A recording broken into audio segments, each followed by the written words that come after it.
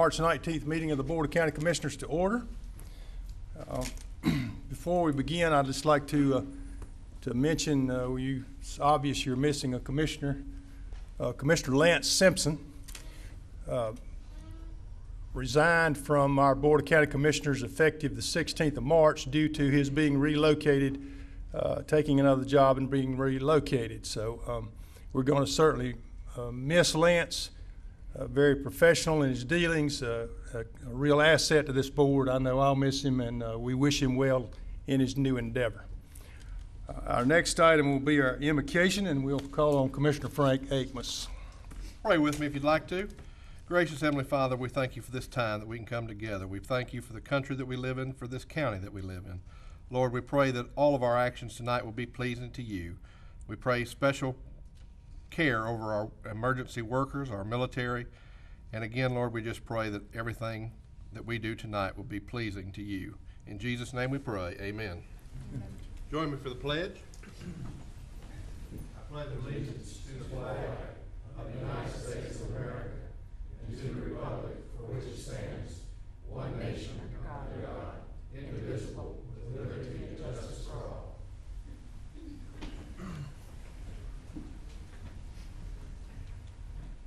We always take an opportunity to recognize those county employees who have some tenured service with the county, so at this time we'll do that.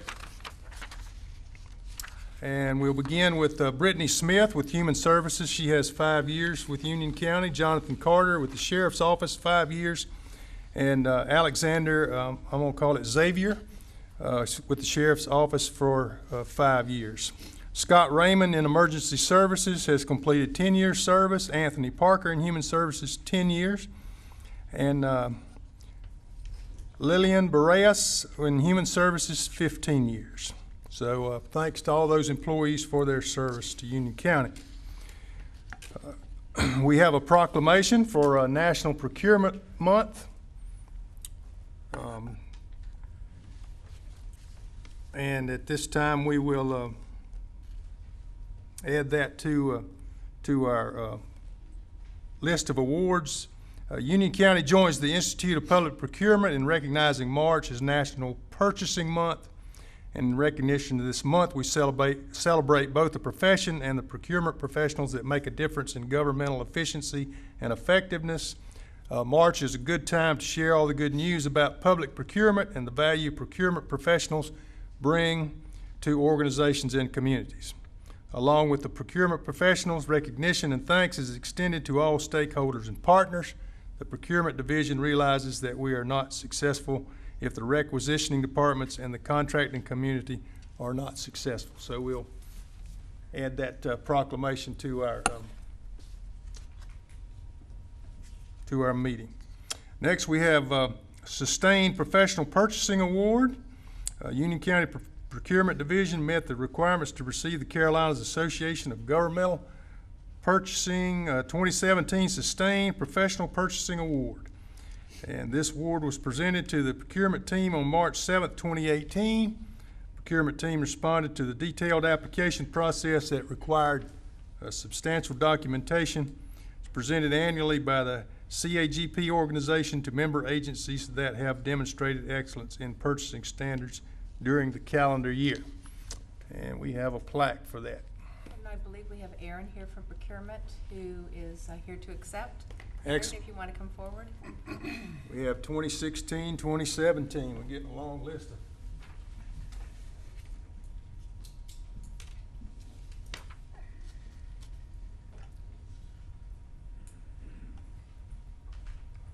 Congratulations. No photography.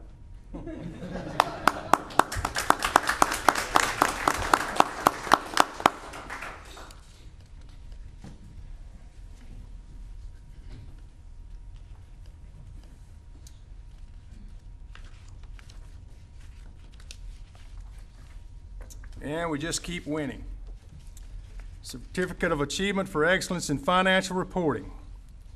Certificate of Achievement for Excellence in Financial Reporting has been awarded to Union County by the Government Finance Officers Association of the United States and Canada for its 2017 Comprehensive Annual Financial Report. Certificate of Achievement is the highest form of recognition in the area of governmental accounting and financial reporting, and its attainment represents a significant accomplishment by a government and its management. An award of financial reporting achievement has been awarded to Administrative Services Finance Division, Union County, as being primarily responsible for preparing the award-winning CAFR. The CAFR has been judged by an impartial panel to meet the high standards of the program, including demonstrating a constructive spirit of full disclosure, to clearly communicate its financial story, and motivate potential user and user groups to read the CAFR. The GFOA is a major professional association serving approximately 19,000 government finance professionals with offices in Chicago, Illinois, and Washington, D.C. This is the 6th consecutive year in which the county has received this recognition. And Debbie Cox is here.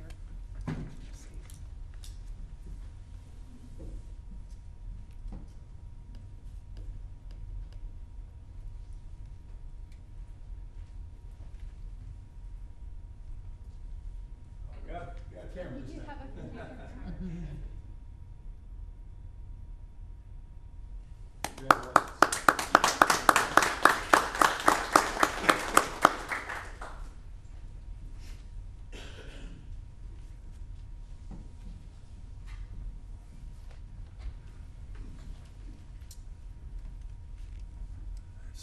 That takes us to our informal comments.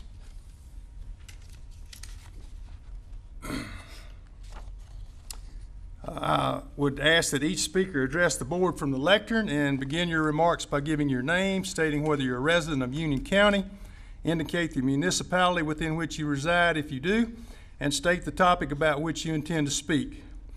Each speaker will have 3 minutes to make remarks, and a speaker may not yield any of his or her time to another speaker. Speakers may not discuss matters which are the subject of public hearings, and they must be courteous in their language and presentation. Restatements or repetitive comments by the same speaker, whether at the same or separate meetings, may be ruled out of order and terminated by the chair. So we will begin with David Cook.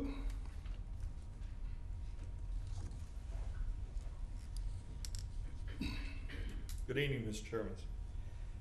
I am Dr. Cook. I am the president of the Artists Music Guild. We are coming here today to speak with you. I am from Union County. I live in Monroe, and I am a resident here. And I am also the CEO of the Artists Music Guild, which is a company that is registered here in Union County. We are a nonprofit, and every year we do the AMG Heritage Awards here in Union County, in which we broadcast that show into 17 million homes across the country. We have been utilizing the Ag Center for the past 5 years. We bring anywhere from 1,800 to almost 2,000 people into the building upon whatever we can sit in there, depending on how many kids we have. And again, we air that show into 17 million homes.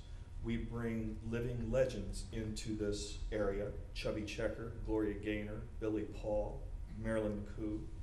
All of these people have been here in Union County. These people are also involved with our children. They come in here at no cost to the county. We have asked the county for no money. The cities, the municipalities, they find value in what we do. We have not asked the county because the county has told us that they kind of didn't see any value in what we do. I disagree. However, we're having a problem with the Ag Center. For the past 5 years, we have been under the same rules that we've always labored under.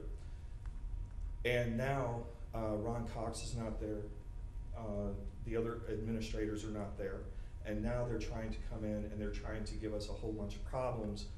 And our seasons start 2 years in advance. So it's not like we can stop our procedures and start adhering to a whole new set of procedures just because somebody new comes in. We labored under those procedures for the longest of times, and we amended our stuff. Now we're under contractual agreements. Those contractual agreements are not being met, and we are liable of being sued by artists. We've lost sponsorships by Steinway told that we have to be out of there on the same night. We were gonna have to extend and have other, charges on us that we just can't afford. So what I'm proposing is this. I wrote each of you a letter. I have a letter for each one of you. I'm asking that the commissioners put up tonight a motion that for this year, please keep us like we are, like we were. That way we can get through all of our contracts, and then at that point, then we can talk about procedural changes. And I would also ask the board that they tell the agricultural committee, because they do not know what they're doing when it comes to dealing with production over agricultural programming. Talk to us. We're a production company. We have special needs.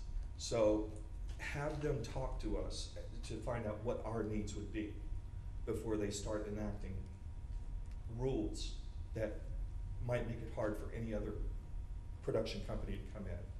So I have letters here. You'll hand them to Mr. James. Okay, thank you. Thank you very much.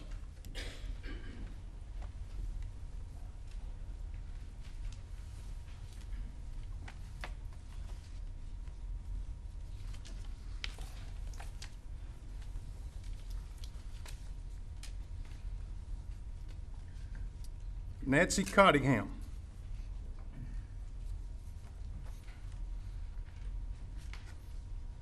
Hello, I'm Nancy Cottingham. I am a resident of Indian Trail, so I live in Union County. And I'm also here to speak on behalf of the Artist Music Guild from the perspective of a citizen who is not part of that guild, or my connection is that I'm connected to a number of students in Union County who have been positively impacted by that event, the Artist Music Guild's the Heritage Awards. I'm sorry, I've been to them too. I couldn't remember the name of it. One of the things that they do with the Heritage Awards is they have local students perform in them, along with those legendary performers. And these are students who are everywhere from elementary to middle school to high school students. The ones I've been connected with are also at CATA. So they are performing arts track type people who need venues in which to perform.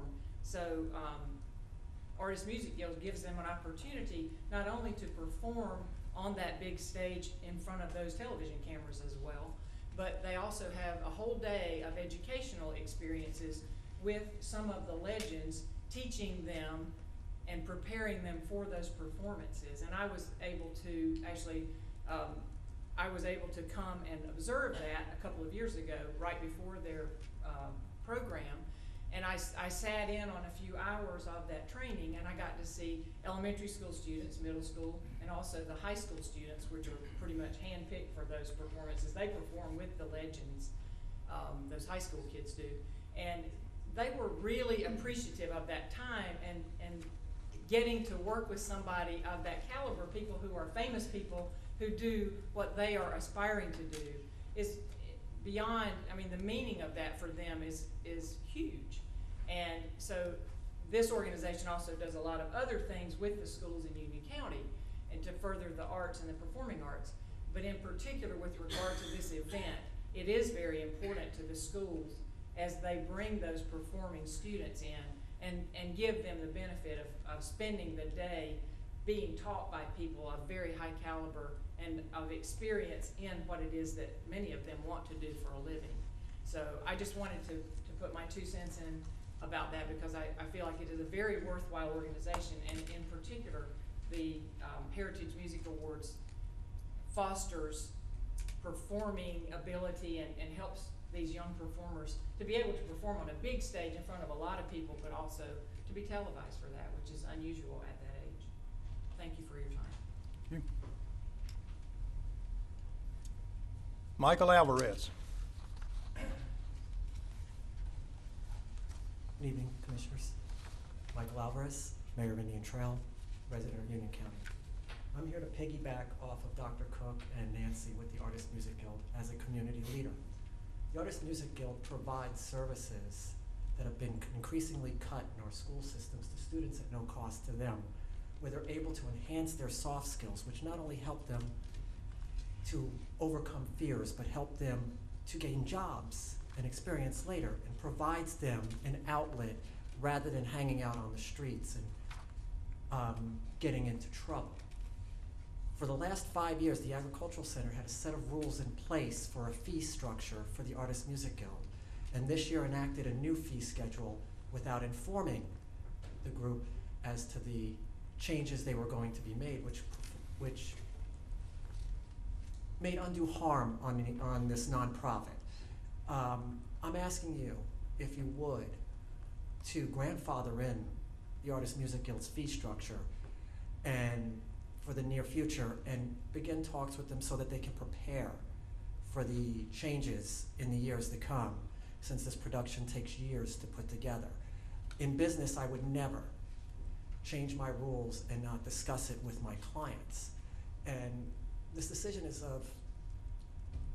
time is of the essence, as contracts are already in place for these children.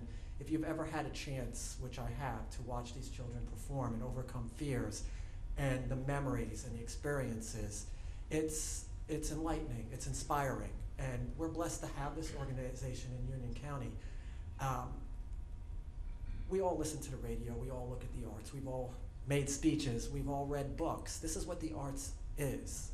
We're not asking for money, we're asking for some just loosening and understanding and some common sense when dealing with this year's performance, if you would. And if possible, if you could make a decision tonight, the Guild would appreciate it, our children would appreciate it. Thank you, Commissioners, for your time, and have a blessed evening. Thank you.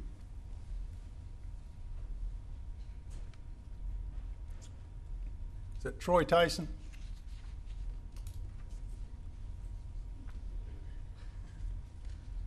Hello, I'm Troy Tyson. I am actually a resident of Indian Land, just over the border in Lancaster County, South Carolina, but I am on the board of directors with the Artists Music Guild.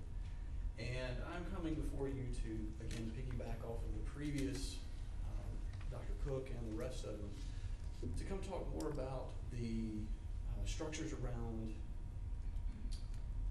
the contracts that we have in place and the financial side of that with the different sponsors that we have in place as well, that it takes time to get those. And we actually started last year putting those together. We started last year with the intent of the coming this year's production in place. Right now we're in jeopardy of losing those, and that's not a good thing. If we lose those sponsorships, if we lose those contracts, then we may not be able to put this on in future years. So that would be a loss to the county, it'd be a loss to this area.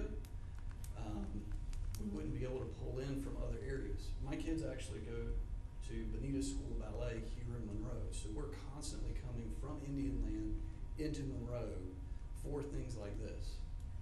So again, I'm putting it to the commissioners, please let's get a floor vote, let's get this thing moving so that we don't get impacted this year in particular, and then that we can continue on for years to come. Thank you. Thank you.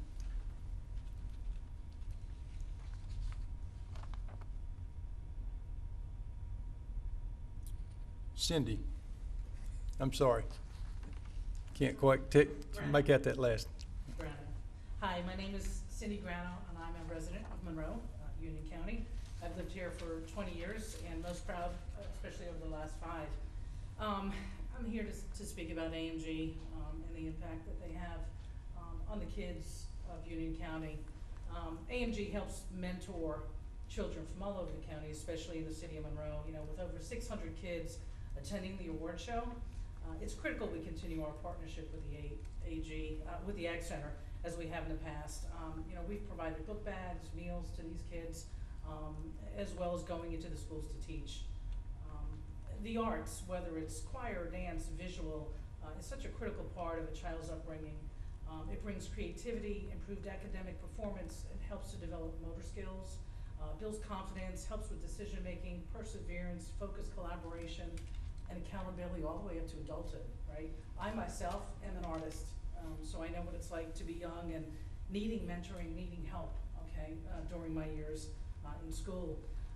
AMG is here to help and guide to make these kids have an opportunity they may never have ever had, and to live a once-in-a-lifetime dream to perform with a legend. You know, in the past years, we've had Chubby Checker, Dee Dee Sharp, Mallory Lewis, Evelyn Champagne King, Marilyn McCoo, Billy Davis Jr., Clifton Davis to come to the city of Monroe and work with our kids one-on-one, giving them mentoring and teaching them how to be a legend, okay?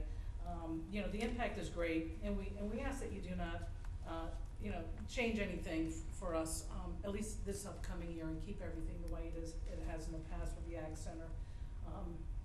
You know, if I had been given the opportunity that these kids were given, my life probably would have been changed a little bit, and for the better too. Art has such an impact with kids, and with schools and how they're taking things away from them in the arts. It's really critical that we at least give them an outlet, something at least once a year to look forward to do. And also with any other production company, you know, when you're changing things, it's always good to get those people who are signed up to get their input before changes are made, because who would know better than they what their needs are. Okay, I thank you and have a good evening. Thank you. Tim Blair.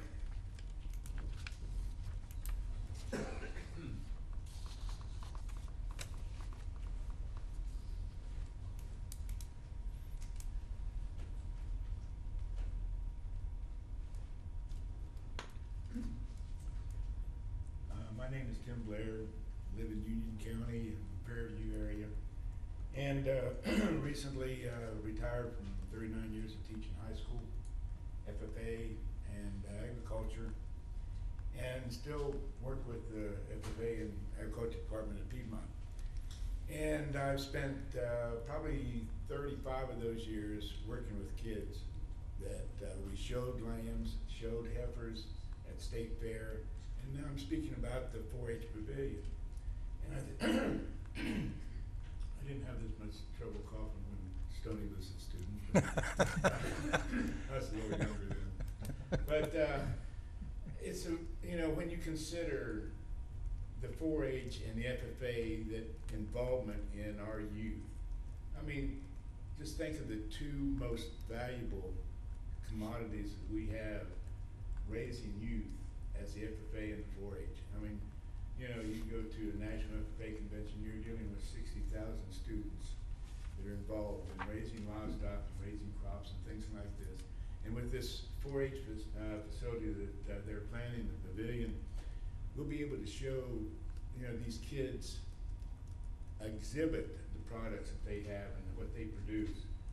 You know, it doesn't take a whole lot for a student. Let's say you don't live on a farm, and you just have a little half an acre or even a dog pen that you set aside for that lamb or that goat, and you learn the responsibility of feeding that animal, taking care of that animal, watering that animal, walking that animal, exercising that animal, and then you get to, you know, show off your project.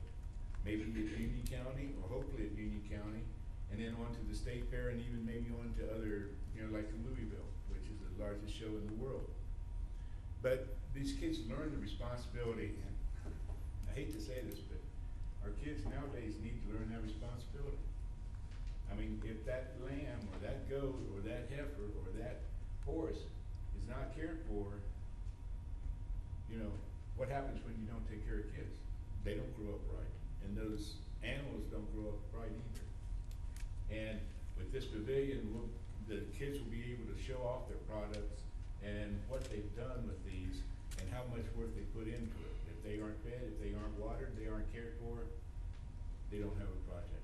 And this will be an ability for them to learn the responsibility and how to take care of animals, how to take care of products that they raise, and show off what they've accomplished.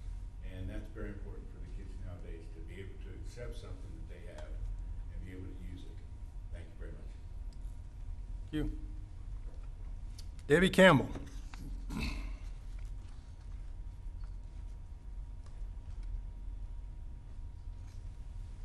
Good evening, Commissioners.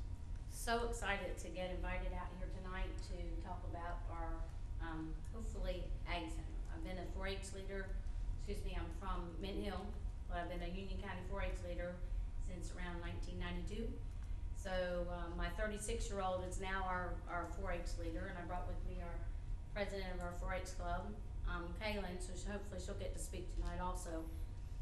I probably have sat through, I don't know how many number of meetings about expanding our Ag Center to be more useful.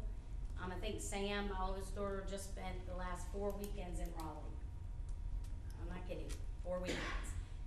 For horse shows, for state 4-H horse bowl contest, and we are really needing a facility here that we do not have to take all those dollars out of Union County and make Wake County the beneficiary of our money, because that's what's been happening for the last 25, 30 years.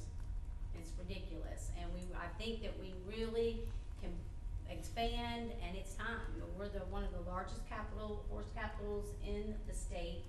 We need somewhere for these kids to be able to come locally and not have to travel with their parents and be such a burden on some of these families. It's just been a burden, it really has, and I feel a couple of things. One, that my oldest daughter is not gonna be in the same financial situation I was in to be able to travel to Raleigh and all over the country with our 4-H kids over the years. I think it's gonna be a big burden on her.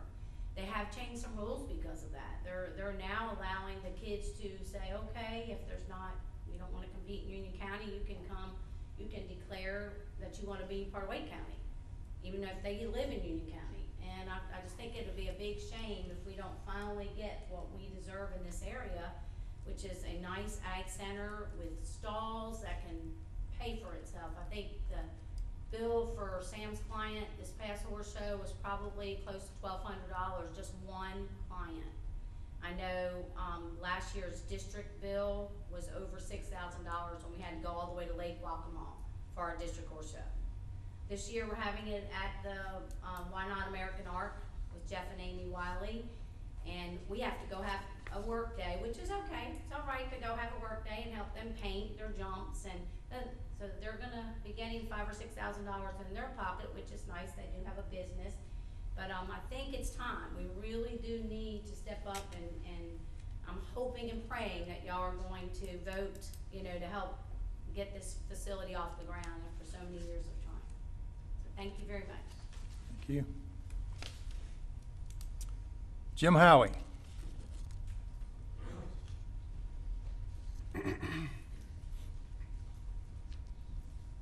Good evening. I'm Jim Howie. I live in Waxhaw, which of course is Union County. And I would also like to speak in favor of the 4-H pavilion. I have a small farm there. We also do some off-farm sales, and I also work in the agribusiness industry.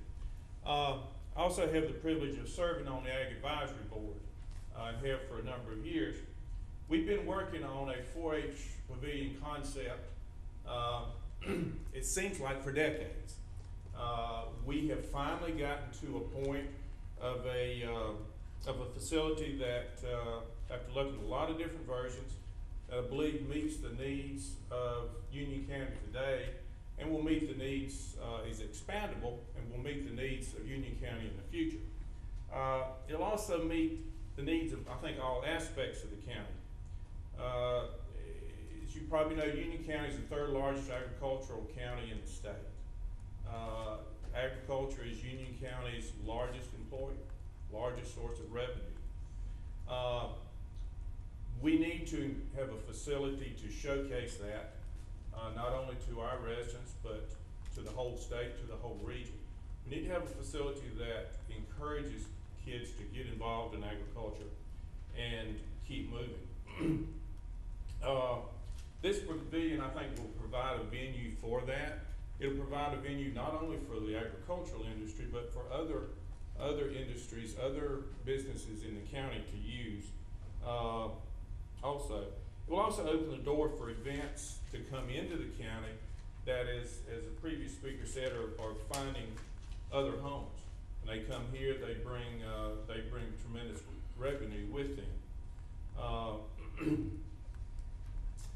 provides us an opportunity to educate the public about agriculture and about where their food comes from. Anymore, most folks are 2 or 3 generations away from the farm, and they really don't understand that. This provides us that opportunity to educate them, the general public, about where their food comes from. In closing, I think the needed funds for this will be returned to the county many times over in increased revenue. And I thank you again for the opportunity to look forward to continued progress on this important venue for the county. Thank you. Thank you. Jessica Honeycutt.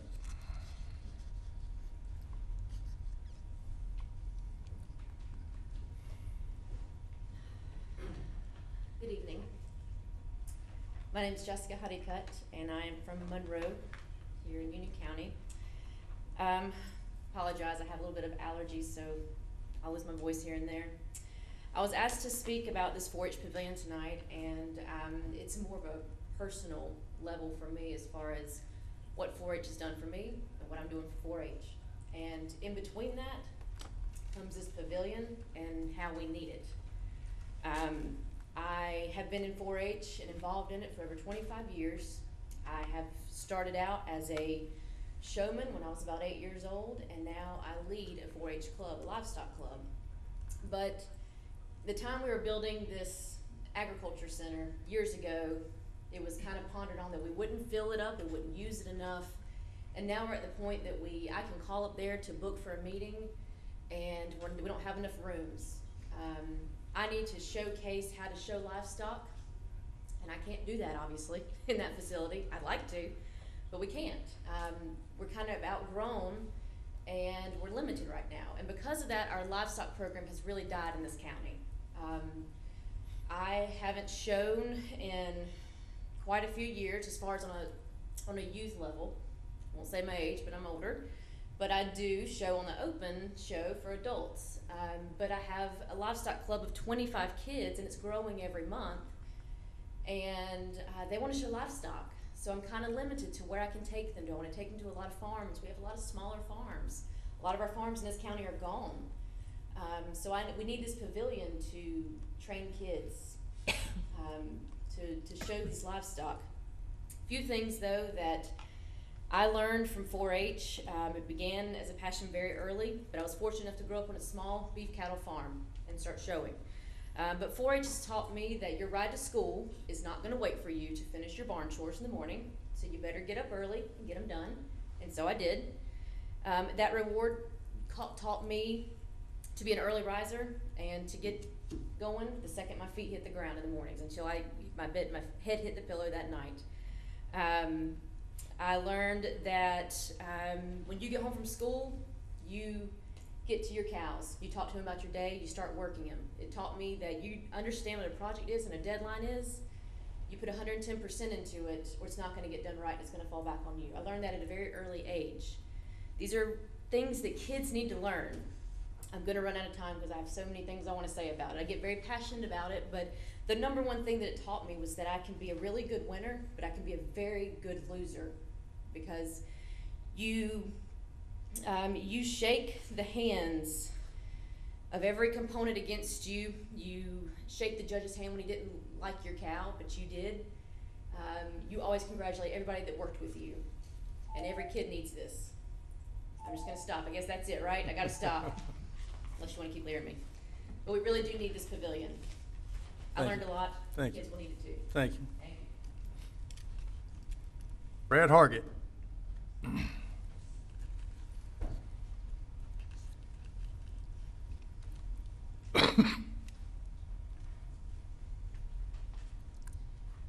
Good evening, I hope you're all doing well. I'm a resident of Union County, live in the city of Monroe. Have been fortunate to serve on the Ag Advisory Board for several years as chairman. And I have been fortunate to be involved with this 4-H project as it has progressed during the many meetings to gain perspective and insight on the needs of the different interest groups within the county. I've met many new friends with like-minded goals and encouraging thoughts to continue moving forward towards the end goal of a versatile, well-planned facility that will be of great benefit to our county.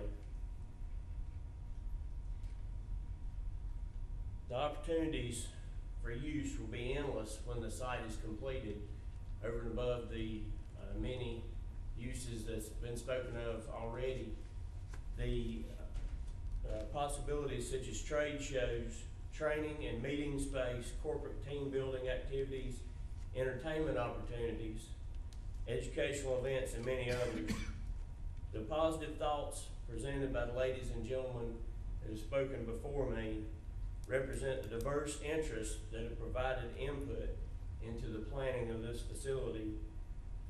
And the planning and the process to build the highest quality facility of its kind anywhere here in Union County.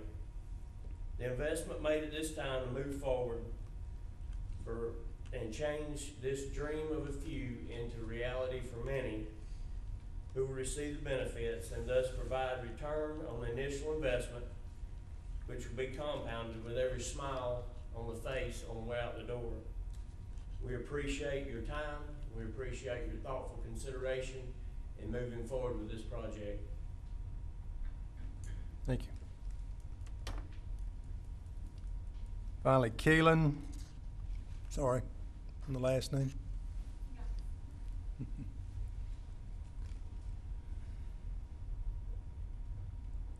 Good afternoon. My name is Kaylin Geis, and I live in Stanfield in Stanley County. But I've been a 4-H'er in the Young Riders 4-H Club of Union County for almost 14 years now. I'm 18-year-old now, and I'm about to go off to college. But I believe that there's many, many reasons upon why this pavilion show ring should be built in Union County at the Ag Center, and I'll only touch on 3. First off, I think that it would be very beneficial to the local horse industry. As a horseback rider myself, my family's had to pay a lot of money going out of our county up to Raleigh and up to other counties, and spending money in other places that I believe that our money could have been spent more local, and it wouldn't have come so much out of pocket for gas money and stuff like that, and I could more easily be affording college now. And also, it would be more income coming towards our county from these other horseback riders from other counties. Also, it would be good for also the livestock industry. I also am a livestock shower. I started showing livestock in high school with FFA and 4-H. And I remember multiple times on rainy days whenever we would be showing at the Fall Festival in Union County, and the show ring is just a little round pen with a tent, and one of the shows, it was pouring down rain, and our animals were having to be held outside because there was not enough room inside the ring, and our animals were just getting poured on, and it was just miserable for us and our animals. So by the time our animals got in the show ring, they looked terrible.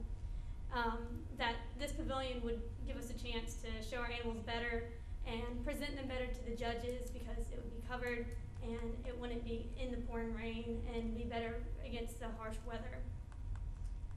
And also, it would be good for local cattlemen and farmers in the local area, because I believe that you could hold auctions and stuff like that at this facility, and it could bring more income into Union County because of all the livestock and all of the stuff you can do at this facility. And finally, as a kid who grew up in 4-H and seeing all the potential and all the everything that has made me who I am today, and the passion and drive it has created in me, I believe that it's a great way to promote this great organization along with FFA. And it could get more kids involved in this organization and at the Union County Ag Center. So thank you for letting me come and speak to you today, and I hope you guys have a nice evening. Thank you.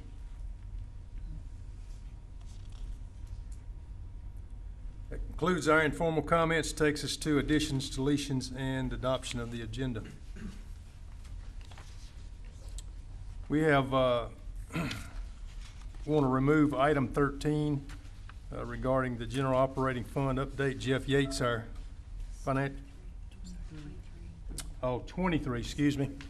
And I had my glasses on, still couldn't read it. Jeff's out sick this evening, so we'll postpone that to a later time. Any others? Yeah, I'd like to see us add a discussion on Mr. Cook's concerns where commissioners can respond to it. Okay. No, we'll talk about it later in the new business.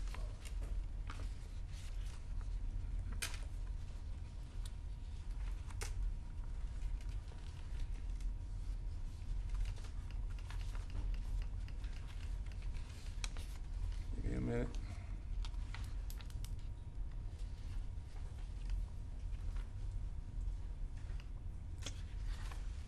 Okay, we'll make that, we'll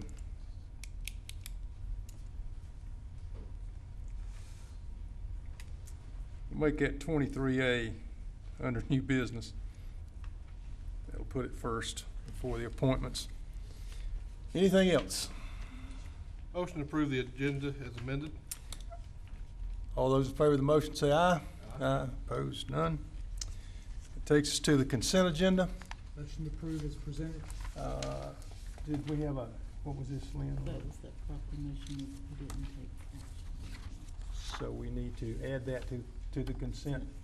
Acceptance of the proclamation, added to consent. Okay, we have that. All in favor of consent as amended? Aye. Thank you very much. Take us to old business.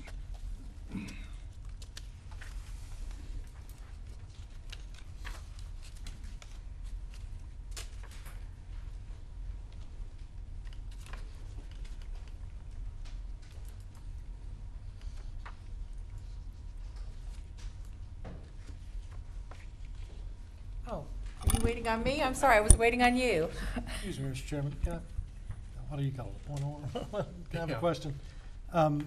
If we could ask Brad if he would stay here maybe for that item about the Ag Center. Brad, can you hang around? Yes, sir. Okay. Thank you.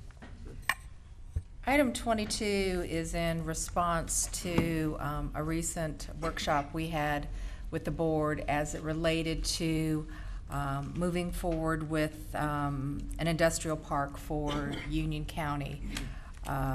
As we spoke to you all, this is to do the necessary due diligence before we proceed forward with the negotiation of a developer agreement with the property owner. And I would like to turn it over to Mr. Platté to give a few more details to the board and respond to any questions the board may have. Chairman Simpson, Commissioners, Manager Cotto, it's my pleasure to bring this back to you to ask for $250,000 to be brought forward from the Economic Development Grant funds that we anticipate not being expended this year for the purpose of doing due diligence on the site, on the preferred site that we have identified as we go forward with the process of developing the developer agreement. There's some things that in that due diligence that we feel that we really need to know. First is what we can achieve through surveying with the ALTA survey. Basically find out what easements are there and make sure there's clean title as we go through this process. The last thing we need is trying to sell property to clients and that be hung up because of title issues, as well as topography mapping and environmental and wetland mapping that'll come from some of the site analysis that we're looking at with the phase 1 environmental, wetland stream delineation, verification and jurisdictional determination, the geotechnical testing, so we'll be doing several hits and borings on the site, as well as archaeological surveys and endangered species. And we do know that there's at least one presence of some endangered species on the site. And then finally is the master planning, the layout of the roadway. That's where all the topography will help us figure out as we lay out the roads and infrastructure in the most efficient way. And then to look at that total square footage on site so we can size the pump station accordingly. So in looking at that, we are trying to get these RFQs out as soon as possible. We want to make sure we get the funding in place first before we do that, and hopefully we will be awarding this in the beginning of May to the first two pieces, that being the surveying as well as the environmental assessment, the phase 1s and all that. We will wait a little bit as we get some of that data to come in before we do the master plan, because we'll need some of that topography data and everything else to hand to that group. So with that, I'd like to have you consider that. Questions? Mr. Helms? You mentioned pump stations, so I assume your assessment will also be the utilities that will be moving to that? They'll look at the overall site to understand, based on the square footage and what we, the anticipated industries that are there, what sewage use that they would have, and that would flow, and then we maximize the pump station for that, the whole entire site. Okay, that would be part of your process? Yes, sir. Mr. Rush? Motion to appropriate $250,000 to perform due diligence activities for the potential development of an industrial park. We have a motion. Any discussion? All in favor say aye. Aye. Opposed, none. Thank you very much. Thank you, Chris. And that will take us to 23A, discussion regarding the Ag Center contract. Would you all like Mr. Caton to come forward, who is, probably has some familiarity with this Sure, request? Sure. Jeff?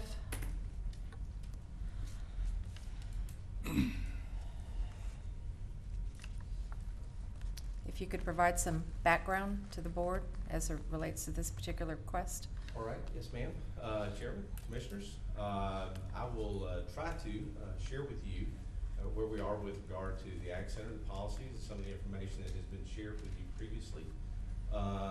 As you know, I believe 3 years or so years ago, 3.5 years ago, policies were set in place, the board voted on and were approved, and those have been our standard by which we have tried to function. What we have determined is that under our previous reservation system, not all of those policies were followed to the T. We have since begun to do that with our new staff. In recognition of the fact that maybe some of those policies were not followed as they should have been, we sent notices out to our previous customers to let them know that they may expect to see some changes in keeping with the policies that were previously approved by the board. The new policies that were referred to earlier are not, in fact, new policies. They are the existing policies. We are not requiring that the Music Guild leave the facility on the Saturday night of their event. However, we do require, per the policies, that they pay for the time that they access and the facility is made available to them. This particular event happens over the weekend of Veterans Day. So the discussion that we have had with Mr. Cook and the Guild is that he cannot have the set stricken or striked, whatever the term is, until Monday to get a team out there that actually puts it up and takes down the set that they utilize. And that his concern was that in the past he had not been charged for that time that he had access to the facility on Sunday and Monday. So the real issue in this comes down to the fees that are assessed based on the access to the building, which had not previously been charged, but according to the policy should have been charged, which is what we have shared with Mr. Cook. I will tell you that our responsibility is not to judge the value of what Mr. Cook and the Guild bring to Union County. Our responsibility is to make sure that we fulfill the policies that you have approved for us to follow, and that is what we're doing now. So that, I guess, is as much background I think I can probably provide, other than if you have other questions, I'd be more than happy to speak to specifics. Questions? Mr. Rush? Thank you. Jeff, and you and I have talked about some of these things. While I can't see every concern that I've read real quickly on this being covered, there are some concerns that come from many different groups. Like one was a group that brings senior citizens out for a day event. They bring them from nursing homes in the surrounding area, and they normally bring ice cream for the seniors to eat. And each nursing home brings ice cream according to, I guess, diabetic needs or whatever, basically whatever the diet they have there. So it's hard for a group like that to get a catered meal, I guess, and so they kind of need to bring their own refreshments. Similar to what Mr. Cook's needing with hors d'oeuvres or whatever they're making from one of their sponsors, having stuff like that there.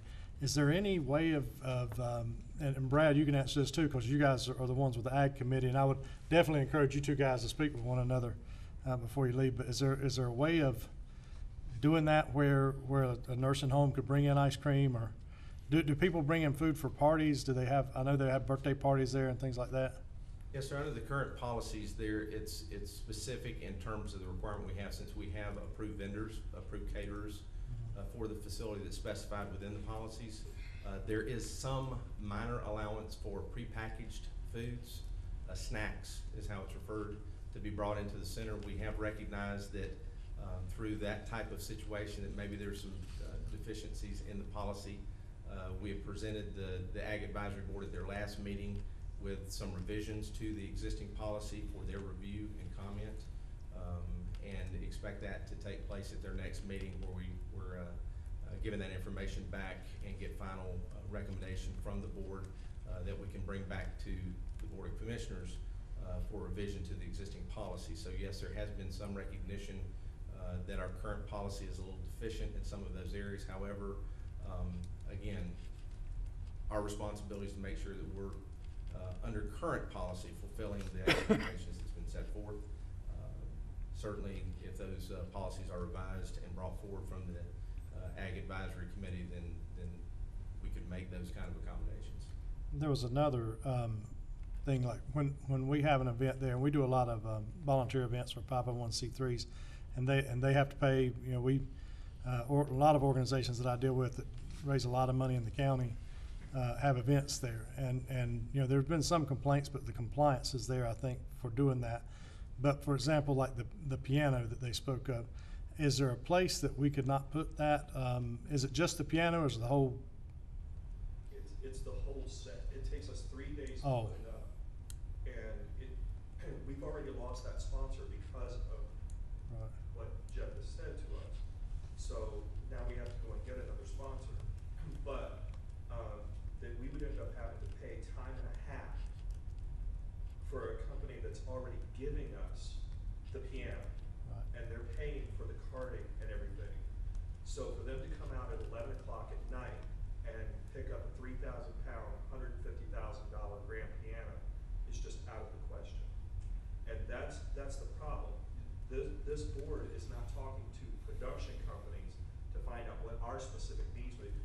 We're not an agricultural, so our agriculture is gonna be different. I think they need to talk to production companies to find out what our specific needs would be in order to impart these policies. And I would say to you that organizations like do fundraisers like Union Academy and places like that, they're required by the same rules to be out at a certain time.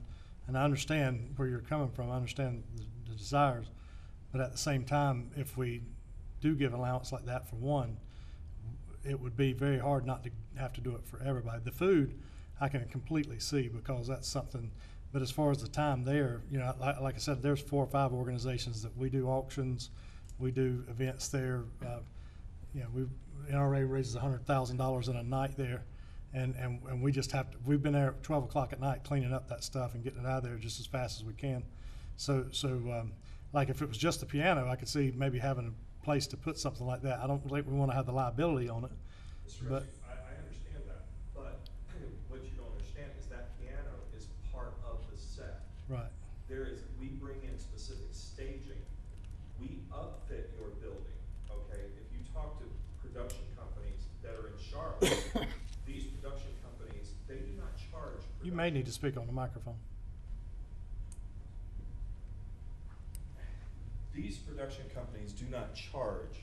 When you have a stricken building like the Ag Center, it's just a blank building. I don't know, I've invited all of you county commissioners to come out to the Ag Center and see what it is we do, and nobody has come out to see anything that we do. So, I have to just explain it to you. Well, I've watched it. I've watched the program, so Okay. I've seen it. So, when you have, it takes 3 days for us to come in there and put lighting and sound and sets and everything else to make that building presentable to go into 17 million homes across the country.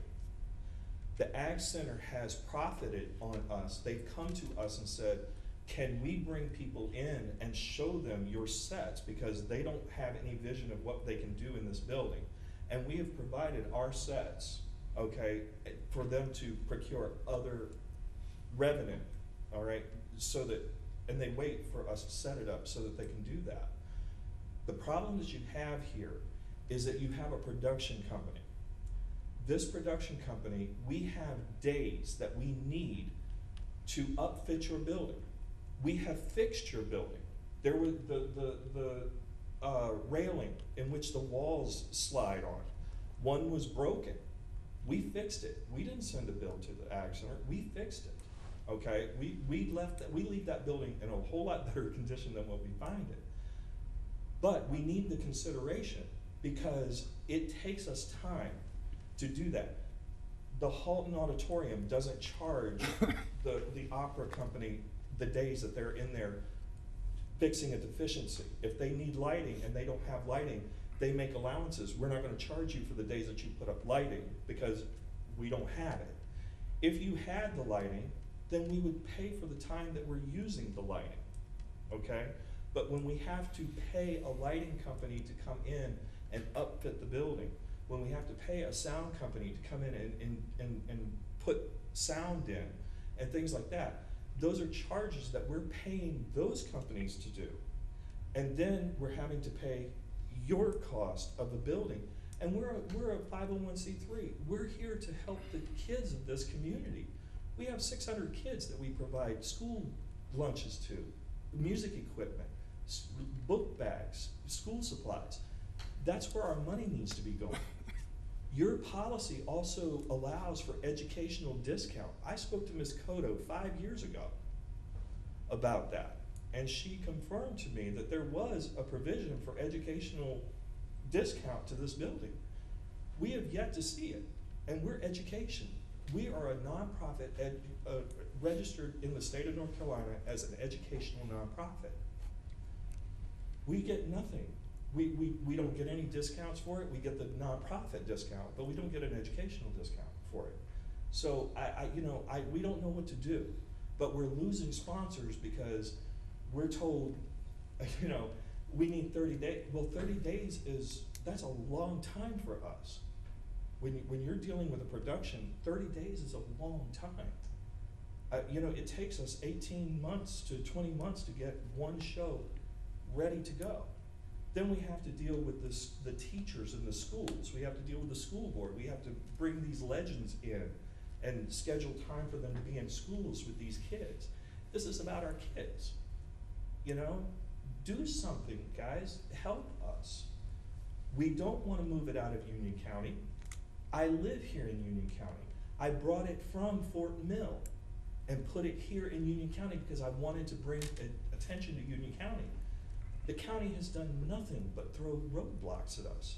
Let me ask a question. Wingate University, they have the auditorium there. Wingate University has Austin Auditorium is what it's called, I think. And they have 998 seats.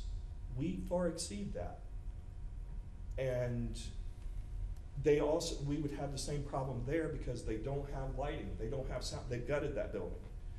The BAT Center only sits 560 something, so we can't do that. There have been other arts organizations that we have brought in to talk to the Ag Center, and when they get there, they're disillusioned by what they hear, and they call us and they say, no, we're not interested. So I don't know what to say. I don't know what to do.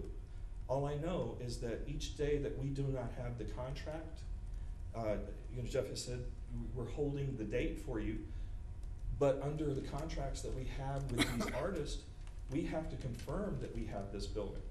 We do not have a confirmation because in your policy, and let me also go back, he's saying that 3 years ago these things were put in. We've been in that building for 5 years. These rules are put in and nobody ever talked to us about these rules. We've been doing the same production, using the same procedures, doing everything the same way for all the time that we've been there. And we've never had a problem. Now Ron Cox and them are gone. These guys step in and they try to tell us at the beginning of the year, which we've already started a long time ago. So we can't steer the Titanic away from the iceberg. We're gonna hit it head on here. Is there an additional cost, or what is it that He's wanting us to pay for the whole weekend, of which, might I add, you don't have programming on that weekend. It's a holiday weekend, so there's no programming there. So the Ag Center's not losing any revenue for it being there. We cannot, the companies that come and set up our sets and they set up our lighting, they're not open on Sundays. So we have to wait until Monday, and usually we have everything out of the Ag Center by 12 o'clock noon on Monday. So again, there's no revenue loss to the Ag Center by the time that we're in there, for our stuff sitting in there. It's sat there for the past 5 years, and nobody has ever rented the building. They've never been a conflict of anybody else needing the building or anything like that. And I can totally appreciate somebody coming in and saying, you know, we've got policies and everything. But when you have an organization that has worked with these policies, and we worked with the people who are supposed to imply these policies, okay, if you didn't do them, you can't in midstream just come back and change it on us. We've already started a motion. And you know, one of the biggest things that I heard during a meeting was that we didn't have any value, that we didn't bring anything to Union County. And I take homage. That hurts my feelings, because I pay city and county taxes, so I'm getting double hit. And I brought this here because I'm proud of Union County. But more than that, I want to help our kids. There are kids out there. When you go to a program and you see a kid coming to this program and they're carrying their school bags in BILO bags, and then they break, and oh hell no. I am going to make sure that each one of these kids has a school bag if I have to buy it myself. So I need your help. We don't need extra fees. We're bringing in an economic impact. We understand, Mr. Cook. We understand your situation. Anybody have any other questions? Commissioner Helms? You made a reference, it took you 3 days to set it up. Have you got access to the building, so you're renting it for 4 days? Yeah, we got it from Wednesday to Saturday. So, you know, we relented, because most of the time, production companies only pay for the time that their production's going on. They don't pay for the time to upfit the building, but we relented and we're paying for that time, okay? But now they want to add more money onto it because our stuff is sitting there and we don't have the companies to come in and remove it. And we just don't have that money. I certainly understand your predicament, and it's always difficult when you have a change in management. And the Ag Center has grown from the standpoint of when it first began, and types of events and the uses and the management there, and how we some used it and others used it.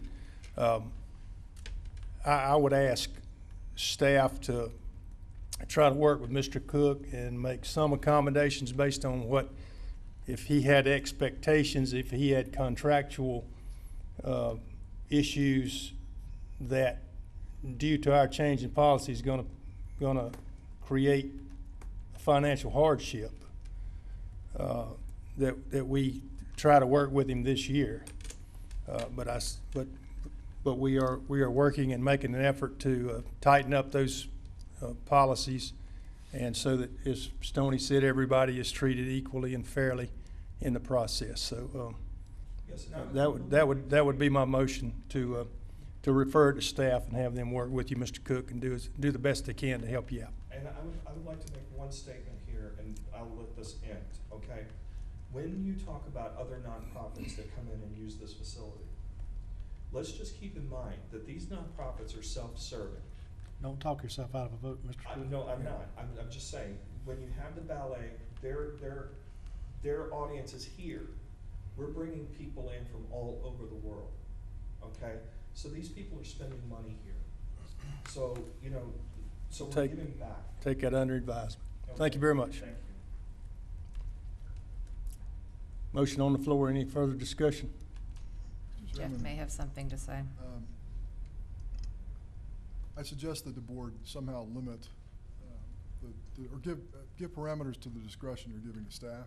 If it's for those people who have rented the facility for 4 days and had expectations based on past practice, and state that so that the people who come in a similar situation will be treated the same. until such time as these policies are reviewed and brought back to the board. Do I need to repeat that? No, I understand, Okay. Mr. Yep, I've Crook. got a question on that. Educational use, so if the schools were wanting to use the building for 3 days, or 2 days or whatever, how do we handle that? To be perfectly honest, I do not know, Commissioner. I know that the schools in the past. Do you know, have Jeff? Teacher days, where they come in and do training. It's my understanding that if it is direct education related, we do not. If it is extracurricular in nature, we do. And that's the determinant that we use. Maybe if CATA was using it as a, I know that they've used CATA in the past. Maybe we can do an allowance for educational for part of it. Well, as Mr. Caton indicated earlier, the Ag Advisory Board is working on these policies as we speak. And their recommendation will come to the board for final dispensation. So, and I think Mr. Simpson sits on the Ag Advisory Board. So I'm sure that he will take the information that's been presented here this evening as part of that consideration. But my suggestion would be, once the motion is made as it relates to, and I certainly understand with the parameters under Mr. Crook's suggestion, but I think a lot of those issues may be addressed through the work through your advisory committee that is kind of charged with looking at those policies and procedures. Mr. Akins? I'm sorry to be a burden, but can you restate the actual motion so that I understand exactly what I'm getting ready to vote on? My understanding, from what I heard from Mr. Crook, is that similarly situated organizations that have been affected by our, for lack of a better word, enforcement of our policies, that we work with them under what may have been applied in the past. Am I getting this right? Until the new policies are brought forward and adopted by the Board of County Commissioners. Okay, so just to be clear, potentially anybody that we entered into a contract with and it's perceived that we've changed our policies, we're now going to go back and revisit those on a case-by-case scenario? Or is it those individuals that are in the exact same situation as the Artists Guild has presented themselves to be in? My guess is you're not gonna find too many other that are in their situation, because most of our my assumption is that we have very few that have to use the center for as many days as they need the center for setup. And the reason we charge under the policy is because of the fact that we can't rent to anybody else. And so it's a potentially lost revenue. Right, okay. I guess the point is I want to make sure that we are putting some specificity around the number of days that we're making this allowance for, because I don't want somebody who we might rent it to for 1 day who says, well, I need an extra day. If you'd like to limit it to 4 days? Yes, I Okay. think we need to put some sort of limitation around that so that we're very specific. I certainly support what they're trying to accomplish here and want to be helpful, but I don't want us to get in a situation where we're trying to make accommodations for every single person out there based on this decision tonight.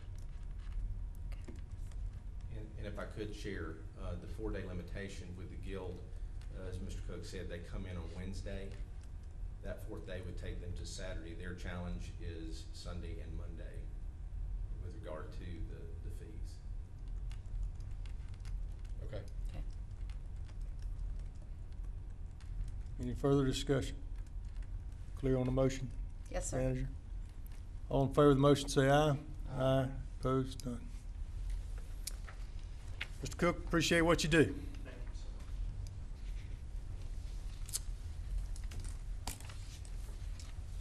That takes us to item 24, appointments to boards and committees. I make a motion, we reappoint Mr. Tilley and Miss Jennifer Stewart to the Board of Adjustment. Can we have those nominations? All in favor, say aye. Aye.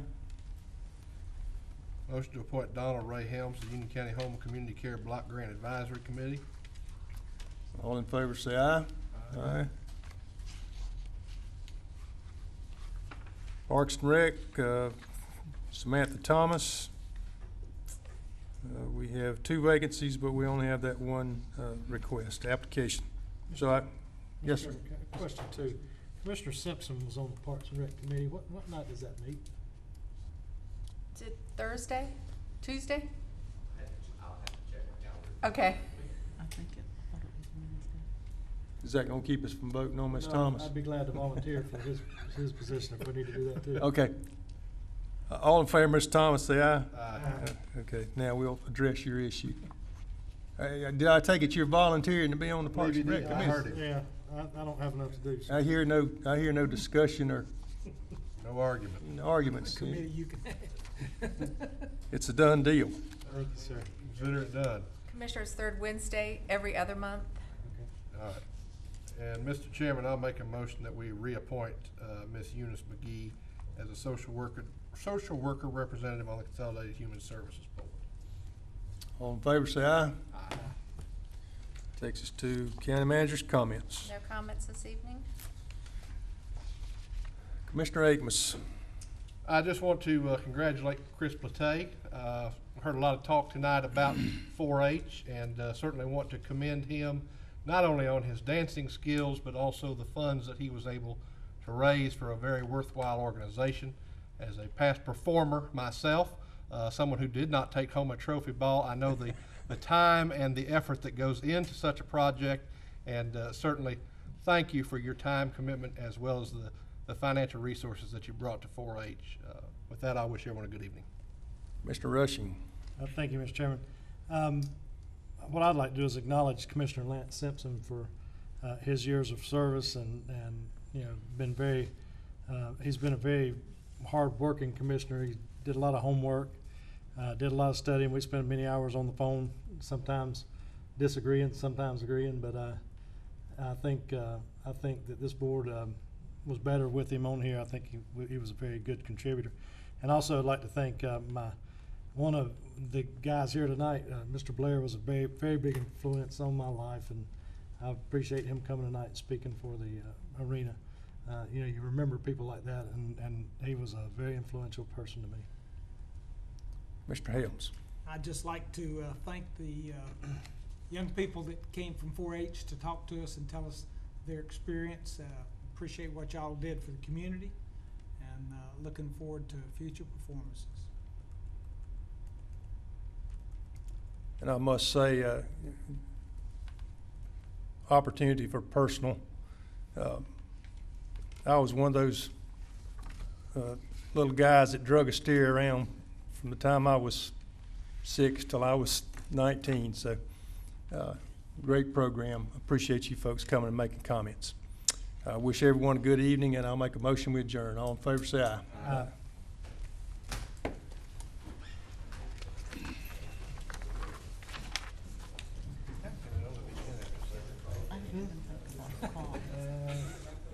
Somebody sprung forward. Oh, yeah, we need to get those fixed. I'll say something in the microphone.